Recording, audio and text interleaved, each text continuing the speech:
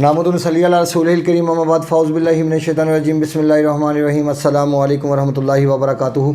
मैं हूँ हकीम आसिफ़ अली राव। आज का जो मौजू हम तरतीब दे रहे हैं ये इसका इलाज के बारे में, बेरी अम्मास यानी जिस्म का सूज जाना, इसके ऊपर आज तरतीब दे रहे हैं। नए आने वाले दोस्तों से गुजारिश है चैनल को सब्सक्राइब करें, बेल आइकन को प्रेस करें, कमेंट सेक्शन में अपनी राय से ज़रूर आगाह करें। इलाज बेरी का इलाज कैसे किया जाता है? अम्मास सूजन हमारे जिस्म पे क्यों आती है?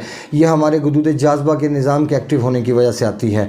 और ऐसी हालत में चूँकि हरारत पैदा होने के साथ साथ स्ट्रोक होना शुरू हो जाती है तो हमारे जिस्म के ऊपर सूजन आना शुरू हो जाती है। अब यहाँ पे हमें क्या ऐसी एहतियाती तदाबीर इख्तियार करनी चाहिए जिससे हम फौरी तौर पे इस मुसीबत से भी निजात हासिल करें और मुस्तकिल तौर पे ये बीमारी वापसी पलट के ना आए। लेकिन अक्सर हम देखते हैं कि जैसे ही बेरी का ट्रीटमेंट किया जाता है, अम्मास का इलाज किया जाता है, ट्रीटमेंट इसका किया जाता है तो उसका नतीजा क्या निकलता है कि फ़ौरी तौर पर ठंडी चीज़ों का इस्तेमाल शुरू कर दिया जाता है कि आज गर्मी बढ़ गई, इसका इस्तेमाल करना ज़रूरी है।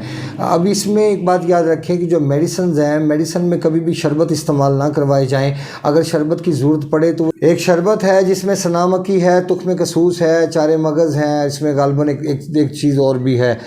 ये अगर शरबत बना के ऐसी हालत में इस्तेमाल किया जाए, ये नज़रिया मुफरज़ा का 5 नंबर तहरीक में शरबत बनता है और ये हरारत को पैदा करने के साथ साथ ख़ारिज करता है। इसका मिजाज गर्म तर है, ये ठंडा शरबत नहीं है। ये गर्मी को पैदा करने के साथ साथ जिस्म से ख़ारिज भी करता है। अब ये एक ऐसी चीज़ है कि जो बेहतरीन नताइज दे सकती है, बजाय इसके कि शरबत बजूरी, संदल, इस किस्म की चीज़ों का इस्तेमाल किया जाए। अब अगर यहाँ पे मेडिसिन के तौर पे ऐसी कैफियत पैदा कर दी जाए, जैसे मुसल है, इसमें मुख्तलिफ़ चीज़ें हैं, जिसमें रहमत सारा है, जिसमें सकमूनिया वलायती है, इस किस्म की अगर चीज़ें इस्तेमाल करवाई जाती हैं, इस किस्म का मुसल इस्तेमाल करवाया जाता है जो हरारत को पैदा करने के साथ साथ उसको खारिज करे, तो यकीनन कुछ ही टाइम के अंदर, क्योंकि जैसे ही आपका जिगर का गुदूद नाकला का निज़ाम एक्टिव होगा तो उससे फिर क्या होगा कि जो सुफरा है, एक्स्ट्रा हरारत है, वो खारिज होना शुरू हो जाएगी। और जैसे ही इस दरमियान जो आप अपनी खुराक रखेंगे वो खरबूजा, गरमा, उसके बाद तरबूज, उसके बाद कद्दू, टिंडे, शलजम, तोरी, काली मिर्चों में बना के ये इस्तेमाल करेंगे। शहद घड़े के पानी में इस्तेमाल किया जा सकता है, नॉर्मल पानी में इस्तेमाल किया जा सकता है। इसके बाद आप सफ़ेद अनार का इस्तेमाल कर सकते हैं, केले का इस्तेमाल कर सकते हैं।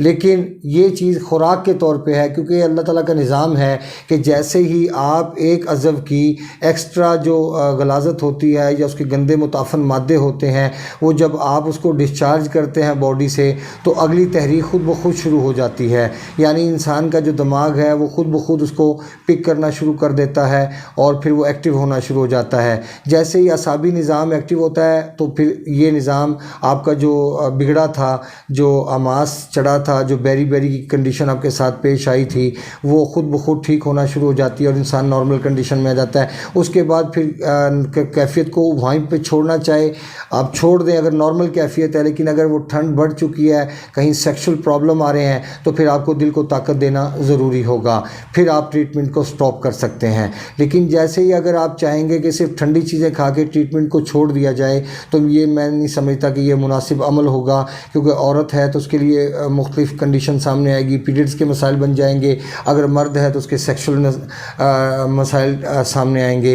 लिहाजा अगर उन चीज़ों को ठीक करना है, स्टमक को ठीक करना है, क्योंकि ठंडक में कभी भी जो आपका स्टमक है वो मुकम्मल तौर पे ठीक काम नहीं करता। भूख आपको ठंडक की वजह से नहीं लगती, हमेशा जब भी भूख लगती है वो एसिड की वजह से लगती है, तेज़ाबियत की वजह से लगती है। लेकिन तेज़ाबियत का अगर अमल मखसूस होगा तबीयत के अंदर तो फिर वो काम करेगी, भूख लगाएगी। लेकिन वो हद से ज़्यादा बढ़ जाए तो उससे क्या नुकसान पहुँचते हैं, हद से ज़्यादा भूख लगना शुरू हो जाती है या भूख मुकम्मल तौर पर ख़त्म होना शुरू हो जाती है। तो दोनों चीज़ें ही नुकसानदेह हैं। ऐसे ही जैसे बलगम को अगर ख़त्म करना मकसूद हो तो फिर आप दिल को ताकत देंगे तो बलगम ख़त्म हो जाएगा। और चूँकि बलगम को ख़त्म करना ज़िम्मेदारी है दिल की, और दिल जब एक्टिव होगा तभी बलगम ख़त्म होगा। ये एक वीडियो थी हमारी इलाज बेरी के हवाले से, जिस पे अमास सूजन आ जाती है और ये भी मार्केट में अक्सर देखने में आता है। लेकिन याद रखिएगा ये भी गदूद जाज़बा के निज़ाम के एक्टिव होने की वजह से होता है। लेकिन हम अगर तज्ज़िया करते हैं पाकिस्तान में रहने वाले लोगों का तो गदूद जाज़बा का निज़ाम बहुत بہت کم لوگوں کا ایکٹیو ہوتا ہے، غدود ناقلہ کا نظام بہت کم لوگوں کا ایکٹیو ہوتا ہے۔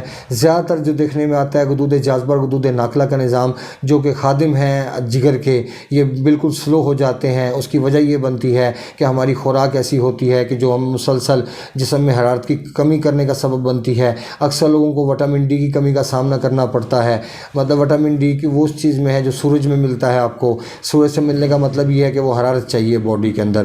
اگر آپ کے جسم میں حرارت ہوگی تو خون پتلا رہے گا اور آپ کا غدود جاذبہ اور غدود ناقلہ کا نظام ایکٹیو رہے گا، کیونکہ ہمارے پاکستان میں گرم موسم صرف 1 سے 2 مہینے کے لیے آتا ہے، باقی پورے سال میں 3 ماہ کے لیے آتا ہے۔ اس کے بعد پورے سال کے اندر ہمارے سامنے گرم موسم نہیں ہوتا۔ یہ ایک ویڈیو تھی ہماری اماس اور سوجن کے حوالے سے۔ ملتے ہیں انشاءاللہ مزید انفارمیٹیو ویڈیو کے ساتھ۔ وما علینا الا البلاغ المبین۔ السلام علیکم ورحمۃ اللہ وبرکاتہ۔